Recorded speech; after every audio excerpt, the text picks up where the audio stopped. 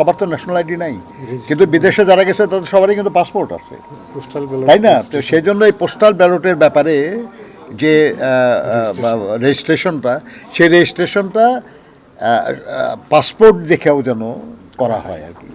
আমরা আলটিমেটলি নিশ্চয়ই সব নাগরিকের ন্যাশনাল আইডি হবে, ভোটার আইডি হবে, আমরা আশা করি, কিন্তু এত দ্রুত হয়তো সবার হওয়া মুশকিল। সেই জন্য আমরা বলেছিলাম যে শুধুই ন্যাশনাল আইডিকে বা এটাকে ক্রাইটেরিয়া না করে যেন পাসপোর্ট আর কি, কারণ ন্যাশনাল আইডি যেমন সরকারের একটা প্রতিষ্ঠান দেয়, পাসপোর্টও সরকারের আরেকটা প্রতিষ্ঠান দেয়, এটা কোনো প্রাইভেট অর্গানাইজেশন না, সরকার।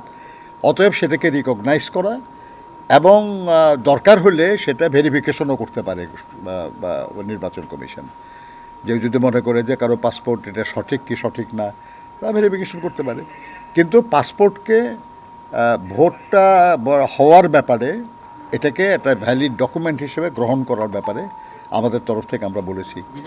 তারা বিদেশে যারা আছে, প্রবাসে যারা আছে, তো আপনার যারা প্রবাসী বাংলাদেশি যারা, তারাও আমাদের সঙ্গে কিন্তু এই ব্যাপারটা নিয়ে কন্টিনিউয়াসলি যোগাযোগ করতেছে যে তারা ভোটার হতে চায়, কিন্তু তাদের তো ন্যাশনাল আইডি নাই, অতএব ভোটার হতে পারছে না, অতএব আমাদের তার পাসপোর্টকে যেন বিবেচনায় নেওয়া হয়। আপনি এখানে খেয়াল করতেছেন যে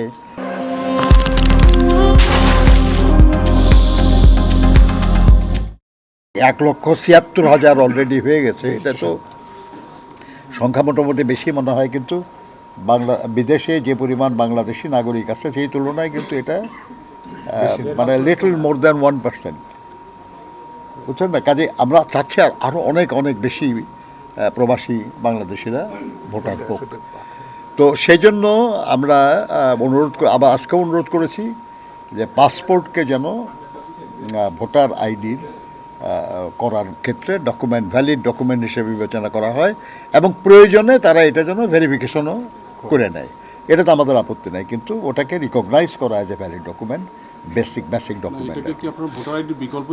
no no no no no ও আপনাকে এখন তো ন্যাশনাল আইডি দেখে ভোটার আইডিটা করা হচ্ছে, পাসপোর্ট না।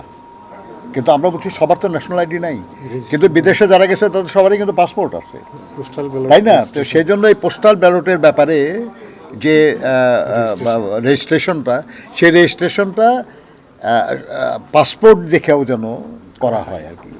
যদি পাসপোর্ট নিয়ে কোনো দুশ্চিন্তা থাকে তাদের কোনো, সেটা ইচ্ছা করলে তারা ভেরিফাই করে নিতে পারে, কিন্তু ওটাকে ভ্যালিড ডকুমেন্ট হিসাবে বিবেচনা করা এবং সেই আলোকে তাদেরকে ভোটার করা।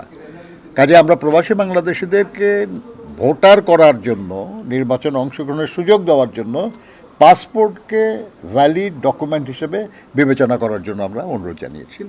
আরে ভাই, ভোটার তালিকায় নাম না থাকলে জন্যই তো এটা করা। এখন তো আর ভোটার হওয়ারই সুযোগ নেই।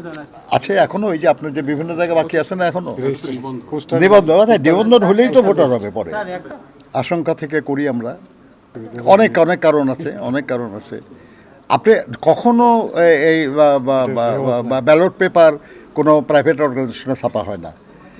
একবার শুধু একটা চেষ্টা হয়েছিল আর কি, সেটা বোধ হয় 2008 সালের দিকে।